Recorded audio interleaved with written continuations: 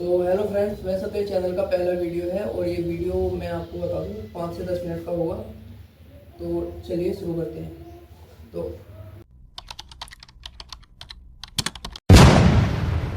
हम बात करेंगे एक ऐसे चर्चित चेहरे के बारे में जो कुछ लोगों के लिए तो एक बहुत बड़ा मसीहा था और कुछ लोगों के लिए जानी दुश्मन था। एक टाइम पर वह इजराइल के लिए गले की हड्डी तक बन गया और There is no question whatsoever that Saddam is seeking and is working and is advancing towards the development of nuclear कैसे weapons. वह अमेरिका का दुश्मन बन गया एक रात में।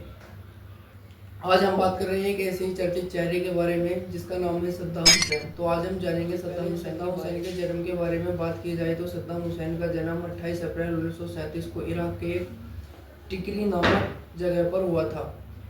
सद्दाम हुसैन बचपन से ही एक अरब नेशनलिस्ट था। उसके अंदर एक अरब राष्ट्रवाद की गारी उसके अंदर थी। वह 1957 के आसपास बाथ पार्टी से जुड़ा। बाथ पार्टी एक ऐसी पार्टी थी जो इराक के अंदर और सभी अरब देशों के अंदर अरब राष्ट्रवाद की, अरब एकता की बात करती थी।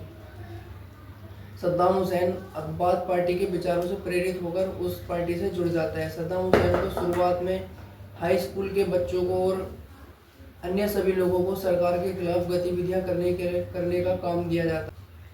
और साल आता है 1968 जब अब्दुल रहमान आरिफ को सत्ता से खारिज कर देश से बाहर भेज दिया जाता है और बाथ पार्टी के सदस्य अहमद हसन अल बख्त इराक के नए राष्ट्रपति बनते हैं। और अब के इस समय के बाद सद्दाम हुसैन पार्टी में अपनी स्थिति को मजबूत करता चला जाता है और वह पहले वाइस प्रेसिडेंट बनता है और उसके बाद वह धीरे धीरे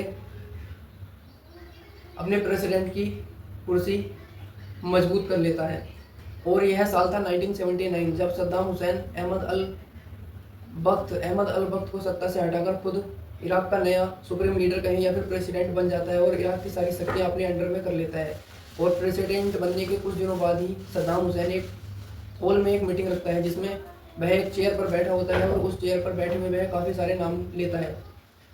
जिन नामों को वह लेता है उन लोगों को हॉल से बाहर ले जाया जाता है और उसके बाद उनके साथ या तो उनको मौत की घाट उतार दिया जाता है या फिर उस दिन के बाद 2 लोग गायब हो गए होते हैं। और ये 2 लोग थे जिनको सद्दाम हुसैन को लगता था कि यह सद्दाम हुसैन के खिलाफ है और मेरी सत्ता को गिराना चाहते हैं। और इसके बाद साल आता है साल 1980 जब इराक ऑफिशियली ईरान पर हमला कर देता है और यह लड़ाई 8 साल तक चलती है। नतीजतन होता यह है कि सद्दाम हुसैन को इस लड़ाई से पीछे हटना पड़ता है। अब इस लड़ाई के बाद सद्दाम हुसैन और इराक और जो भी उसकी पार्टी थी उसमें सद्दाम हुसैन को ऐसा लगता है कि मेरी कुर्सी अब कमज़ोर हो रही है।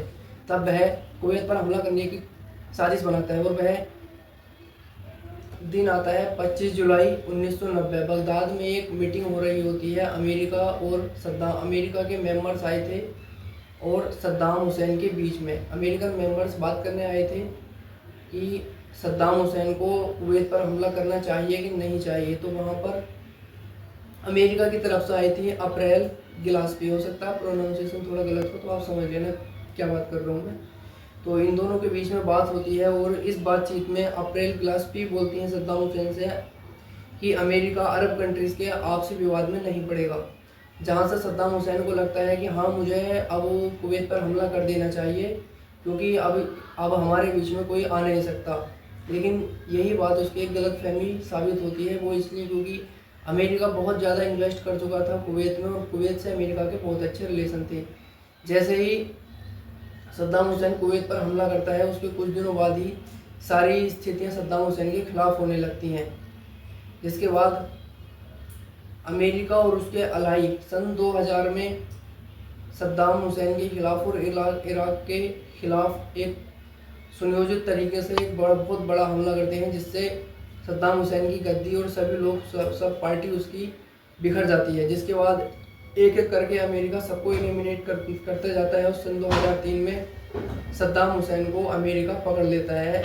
ये हवाला देते हुए कि सद्दाम हुसैन ने ह्यूमन राइट वॉल्यूशन करा है और अब वह उसे अपने एक सेफ जगह पर लेकर जाना चाहते हैं। जिसके बाद वे उसे अमेरिका ले जाते हैं और सद्दाम हुसैन के खिलाफ काफ़ी सारे ट्रायल चलते हैं। और उसके बाद साल आता है 30 दिसंबर सन 2006। सद्दाम हुसैन को फांसी की सज़ा सुना दी जाती है। ये फांसी की सज़ा 1982 में फुजेल गांव में 148 या नागरिकों की हत्या के मामले में मानवता के खिलाफ अपराधियों में दोषी ठहराए जाने के कारण सद्दाम हुसैन को सन 2006 में फांसी दे दी जाती है और सद्दाम हुसैन का चैप्टर यहीं पर क्लोज हो जाता है। वैसे मैं इस वीडियो में आप सभी को बता दूं, मैंने इस वीडियो में सद्दाम हुसैन के बारे में बहुत ज़्यादा डिटेल्स में जानने की कोशिश नहीं करी है। हो तो इसको लाइक करें, अगला वीडियो आपको इससे भी अच्छा मिलेगा। और आपकी जो भी प्रतिक्रिया है इस वीडियो में आप कमेंट में लिखें। Thank you.